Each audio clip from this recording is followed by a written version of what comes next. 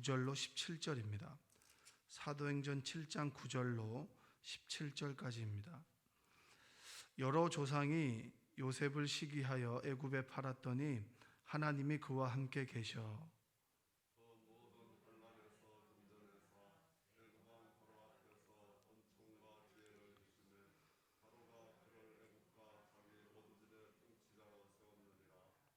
그때 애굽과 가나안 온 땅에 흉년이 들어 큰 환란이 있을세 우리 조상들이 양식이 없는지라.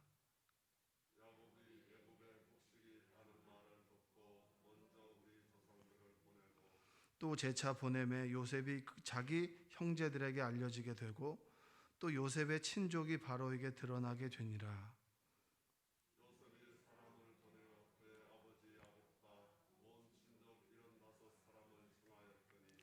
야곱이 애굽으로 내려가 자기와 우리 조상들이 거기서 죽고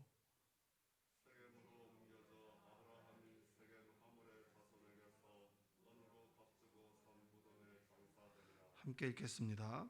하나님이 아브라함에게 약속하신 때가 가까움에 이스라엘 백성이 애굽에서 번성하여 많아졌더니 아멘. 하나님의 은혜가 2021년을 시작하는 여러분의 삶 속에 함께하기를 주님의 이름으로 축복합니다.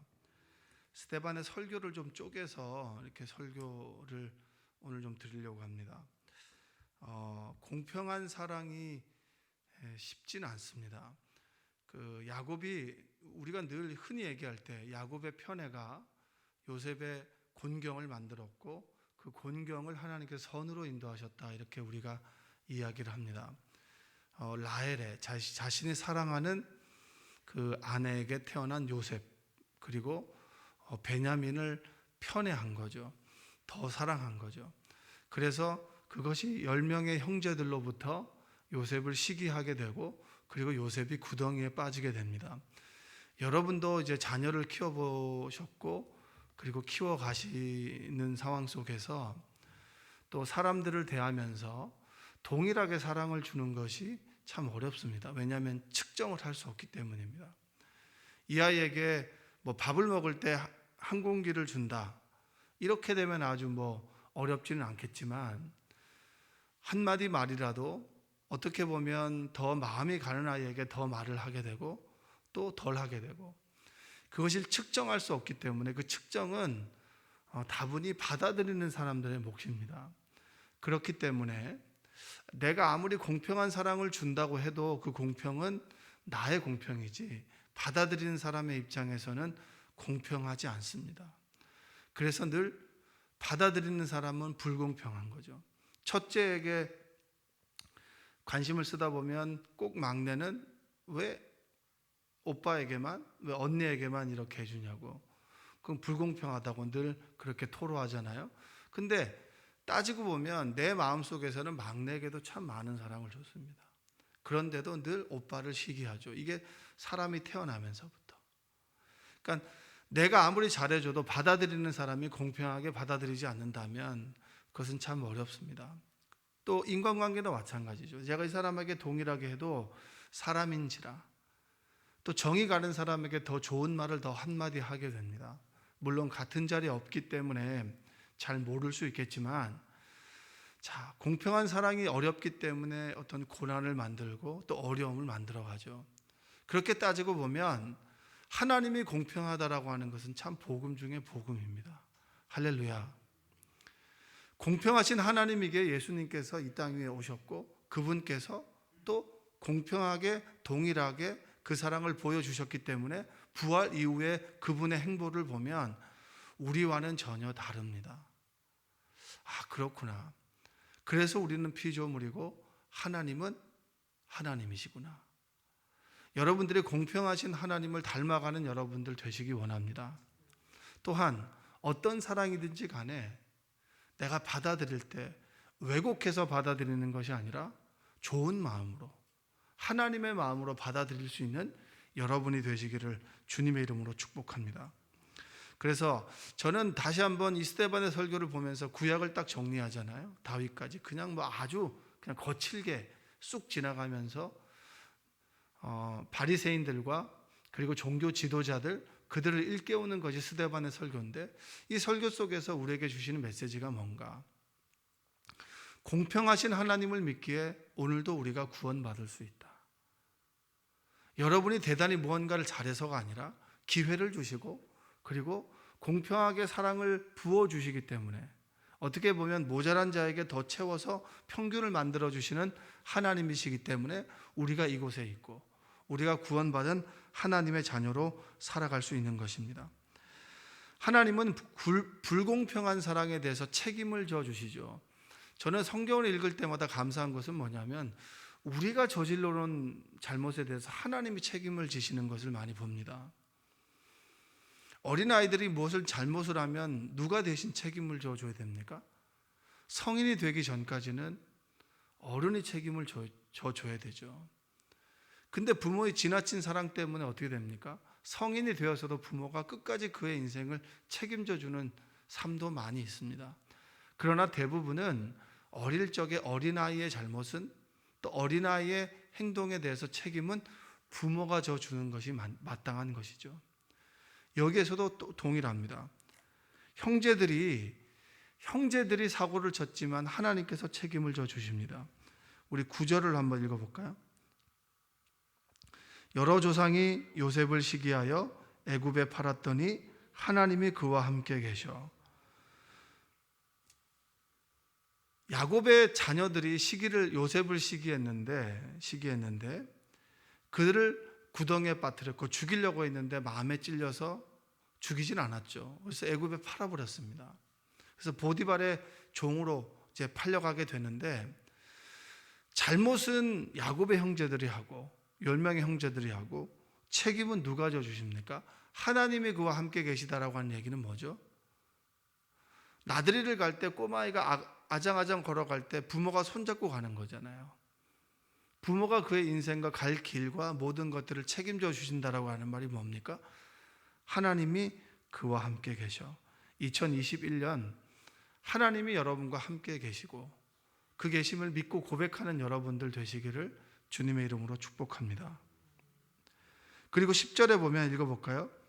그 모든 환난에서 건져내사 애굽 왕 바로 앞에서 은총과 지혜를 주심에 바로가 그를 애굽과 자기 온 집의 통치자로 세웠느니라. 자, 그냥 쑥 지나가는 거예요. 그의 고난과 역경을 지나가고 우선은 과정을 지나가고 결론을 얘기를 하는 거죠. 죽음에서 종으로 종의 모진 고생을 하다가 감옥에 가게 되고 결국에는 국무총리가 됩니다. 근데 우리는 국무총리에 집중하게 되는데, 저는 집중하는 것이 하나님께서 그의 인생 가운데 날마다 매 순간 함께 하셨다. 그 함께 계심을 믿는 요셉이었기 때문에 결과가 좋은 것입니다. 물론 지금 내가 요셉이 경험한 국무총리와 같은 좋은 결과를 도출해내지 못한다 할지라도 하나님이 우리와 함께 계시다면 우리는 굉장히 복된 인생인 줄로 믿습니다. 하나님께서 사이즈가 다르죠. 하나님은 성경을 보면서는 사이즈가 달라요. 요셉의 곤경을 구원해 주셨다. 근데 가만히 보면 요셉을 구원해 주신 사건이 가문만이 아니라 부족을 넘어서 민족을 만들어내는 사건이 됩니다. 그를 구원해 주었고 그 구원의 과정 속에서 애굽으로, 그리고 애굽에 종살이하는 것이 뭐가 대단히 좋겠습니까? 저는 이렇게 얘기하고 싶어요. 하나님의 역사를 그때는 틀렸고 지금은 맞다. 한번 따라해 볼까요? 그때는 틀렸고 지금은 맞다. 요셉이 구덩이에 빠지는 사건이 우리 입장에서 보면 그건 틀린 거예요. 그건 우리 인생의 계획도 없었고, 그리고 우리가 계획하는 모든 것이 아닙니다. 그런데 요셉의 고백이 나를 구원하기 위해서, 우리 가족과 민족을 구원하기 위해서 먼저 나를 보내셨다라는 고백을 보면 하나님께서 그 마음을 감동하셨고, 그리고 그때 틀렸다라고 했던 나의 생각을 바꾸셔서 나를 구원자로 보내주셨구나 라고 하는 믿음의 고백이 되지 않겠습니까?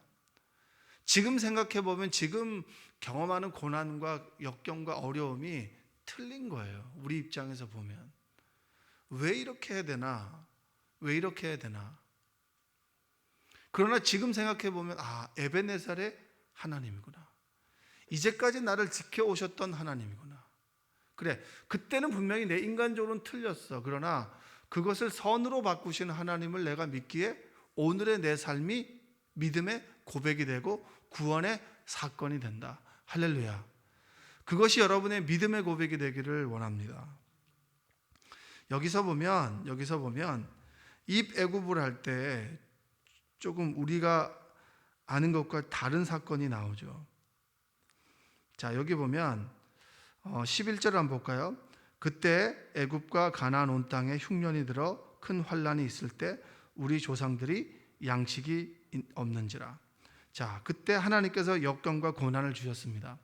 역경과 고난 가운데 우리가 누구를 쳐다보게 되죠? 하나님을 바라보게 됩니다. 우리가 기도하게 되는 순간은 역경과 고난 때 진정으로 하나님을 바라보게 되고 그분에게 기도하게 되죠. 그래서 저는 이렇게 표현합니다. 여호와가 나의 목자가 되셔야 된다고. 우리 인생의 어느 순간에도 여호와가 나의 목자가 되셔야만 되는 그런 순간이 찾아오게 됩니다. 그때 우리의 믿음은 진실해지죠. 그러니까 불순물이 없는 오직 하나님만 부여잡아야 되는, 다른 것들 다 해봤지만 안 되고 오직 하나님만 바라봐야만 되는 그런 순간이 찾아오게 됩니다. 그때 나는 내 입장에서는 틀렸지만 하나님의 입장에서는 맞는 거예요. 그게 하나님의 의가 세워지는 거예요. 바른 관계가 세워지는 겁니다. 그때 하나님께서는 기적을 베풀어 주시고 우리가 납득할 만한 그런 사건들, 그 해결 솔루션을 우리에게 제공해 주시는 거죠. 그리고 가다 보면 14절에 보면 애굽으로 들어가는데요. 한번 읽어볼까요? 요셉이 사람을 보내어 그의 아버지 야곱과 온 친족 75사람을 청하였더니, 여러분 입애굽한 사람들이 70명이에요? 75명이에요?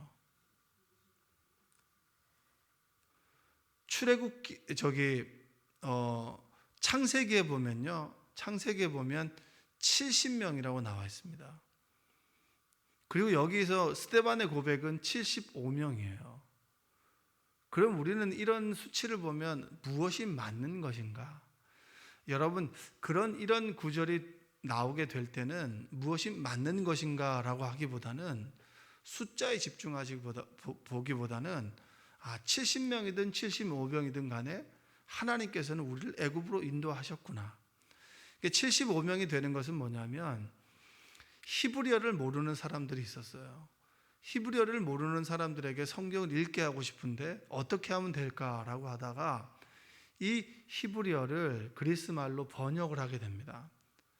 그래서 그 사람들이 번역한 사람이 통칭해서 70명이다. 그래서 72역 성경이라 그래요. 그래서 히브리어의 원문을 따르는 사람과 72역을 따르는 사람들이 이 성경 안에는 공존하게 됩니다. 들은 사람들이. 그래서 75명이라고 하는 사람은 뭐냐? 번역하는 과정에서 70명을 75명이라고 번역한 거죠. 그래서 70명과 75역이 함께 있는 거예요. 그래서 스데반은 뭘 따랐겠습니까? 70인의 사람들이 히브리어를 헬라어로 번역한 그 전통을 따르게 되니까 이 사람에게는 75명이에요. 그리고 히브리어에서는 뭐죠? 70명이에요. 그럼 75명이 맞아요? 70명이 맞아요?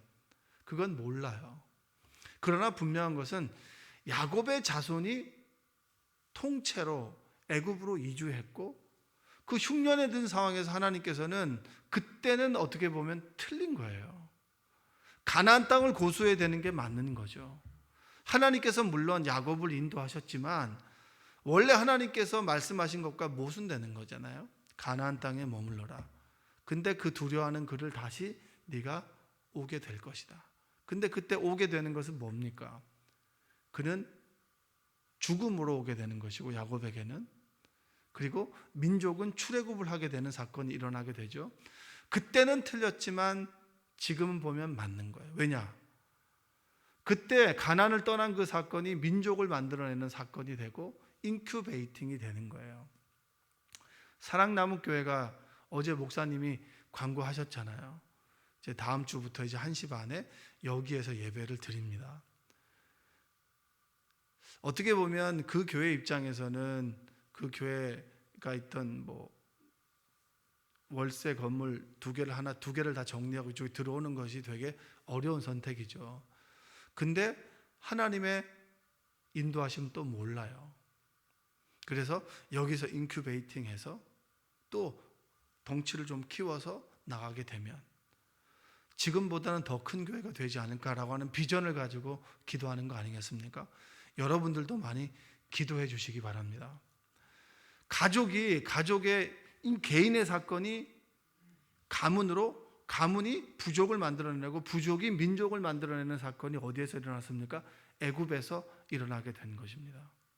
그때는 틀렸지만 지금은 맞다. 내 인간적으로 생각하면 그때는 틀렸어. 왜 나에게 흉년이라고 하는 것을 주시고 그리고 왜 나에게는 어려움을 주실까? 여러분 그거는 모르죠. 그게 선악과 앞에 서 있는 인간 아니겠습니까? 이것이 옳고 그른 판단을 우리가 해버립니다. 왜냐? 나의 인생의 계획이 쭉 서 있기 때문이에요. 제 인생의 계획대로 살아간다면 저는 여기 없는 사람입니다. 그러나 제 뜻과 제 계획대로 제 인생이 살아가지 않기 때문에 저는 여기에 있고 지금 기도하고 그리고 그분을 아버지 하나님이라고 부를 수 있는 것입니다. 과거의 상황이 내 인생 가운데 틀렸다 할지라도 그것을 선으로 바꾸시는 하나님, 그리고 우리의 인생을 풍요롭게 만드시는 하나님, 요셉과 함께 계셨던 하나님이 나와 지금 함께 계시기에 우리의 인생은 살아볼 만하고 가치가 있고 의미가 있고 그리고 소망이 있는 것입니다. 여러분들이 지금은 틀렸다라고 하는 상황에 계신 분도 계시고 또 그 시기를 여러 번 지나다 보니까 그래 이 또한 지나가리라 라고 하는 상황 속에 거하는 분들도 계실 겁니다. 중요한 것은 뭡니까? 흉년의 때 풍년으로 만들어 주시고 그리고 흉년의 때 애굽으로 이주를 시켜서라도 먹고 살게 해주시는 하나님이 우리와 함께 계시기 때문에 오늘도 우리는 살아갈 수 있다라고 하는 것입니다. 여러분들이 그에 대한 소망과 희망을 품는 여러분 되시기를 주님의 이름으로 축복합니다. 코로나가 이제 아마 2분기가 되면 거의 이제 좀 많이 회복이 되겠죠. 그렇죠? 그러면 아마 여름 이후에부터는 우리가 마스크를 벗고 다니지 않겠습니까? 그런 좀 소망을 품어보는데 지금은 인간의 이기심에 의해서 우한해서 이게 팬데믹이 시작됐고 전 세계가 지금 이 전염병이라고 하는 공포 가운데 살아가고 있습니다. 지금은 틀렸죠. 어떻게 보면 자영업자들도 어렵고 다 어렵습니다. 물론 반사 이익을 얻는 분들도 계실 겁니다. 그리고 그것에 영향을 받지 않는 분들도 계실 거지만 대부분은 어렵습니다. 지금 우리가 이걸 어떻게 이해할 수 있을까요? 그러나 분명한 것은 이 흉년의 때 하나님께서는 야곱이라고 하는 우리 인간의 실수를 요셉이라고 하는 인간의 실수를 통하여 선으로 인도하셨듯이 우리가 지금 이해할 수는 없지만 그리고 이해하지 못하지만 지금은 틀렸지만 좀 지나고 나면 분명히 이것을 통해서 인류의 성숙과 그 인간의 성숙과 교회에 대한 성숙과 또 개인의 성숙을 이루어 만드시는 하나님, 그리고 그렇구나 우리의 인생을 인도하시는 분은 하나님이시구나, 그 고백이 여러분과 저에게 있기를 주님의 이름으로 축복합니다. 여러분 2021년 기도를 게을리하지 마시고 저는 늘 그렇게 생각해요. 여호와가 나의 목자가 되셔야 된다. 그 상황 꼭 상황이 어려워져야만 되는 게 아니라 늘 힘들고 좋고 모든 인생의 사계절을 보내는 그 순간에도 제가 여호와가 나의 목자가 되셔야만 하는 그 상황 속에 늘 저를 집어넣습니다. 그러면 날마다 감사해요. 그리고 날마다 감사하며 사는 것이 그리스도인의 삶입니다. 맞고 틀리고 그것은 초기에 우리는 가능하지만 신앙생활을 쭉 하다 보면 맞고 틀리고 대한 판단은 하나님 목, 우리는 지금 하나님이 나와 함께 계시기에 감사하며 살아간다. 그것이 여러분의 믿음의 고백이 되시기를 주님의 이름으로 축원드립니다. 기도하겠습니다. 사랑과 은혜가 풍성하신 아버지 하나님 감사합니다. 요셉을 통하여 민족을 만들어 가셨고, 요셉의 인생이 흉년에서 풍년으로, 그리고 어려움, 고난과 역경 속에서 형통함으로 바꾸어 주셨듯이 우리의 인생도, 지금의 상황도, 지금의 전 세계 이 팬데믹 상황 속에서도 하나님 선으로 인도하시는 하나님을 믿습니다. 하나님께서 나의 목자가 되셔야만 됩니다. 그 믿음의 절박한 고백이 우리에게 있게 하여 주시옵소서. 지금은 틀렸다, 지금은 맞다 라고 하는 판단은 하나님께 드리고, 오늘을 기쁨으로 감사로 살아내는, 믿음으로 살아내는 우리 그리스도인들, 생명나무 교우들 되게 하여 주시옵소서. 지금 어려운 시기 속에서 예배도 제대로 드리지 못하지만 하나님, 우리가 전도하고 있습니다. 복음의 씨앗을 뿌리고 있습니다. 하나님 주신 말씀에 순종하여 우일의 13단지 복음의 씨앗을 뿌리고 있사오니 하나님께서 심은 만큼 열매를 거두게 하여 주시고, 13단지뿐만 아니라 이제 위례가 계속해서 입주하게 되는 그런 시기마다 때를 얻든지 얻지 못하든지 날마다 순종하며 기쁨으로 감사하며 씨앗을 뿌리게 하여 주시옵소서. 뿌릴 때 나지 아니할까 염려하지 않도록 하여 주시고, 우리의 2021년 인생에도, 가정에도, 개인도, 직장과 사업 모든 것에서 풍요로운 열매를 맺도록 주님 도와 주옵소서. 예수님의 이름으로 기도합니다. 아멘.